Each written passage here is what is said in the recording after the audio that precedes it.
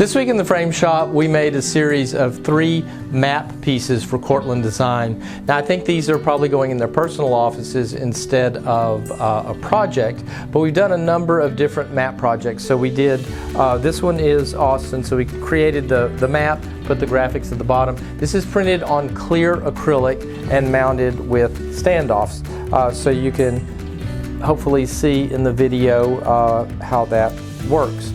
So we've done a number of different kinds of map projects. Here are some of the examples of what we've done.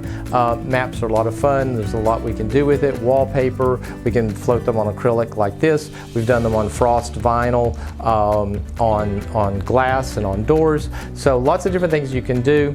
So please like and subscribe. Call us with your map project ideas, and I'll see you next time in the Frame Shop.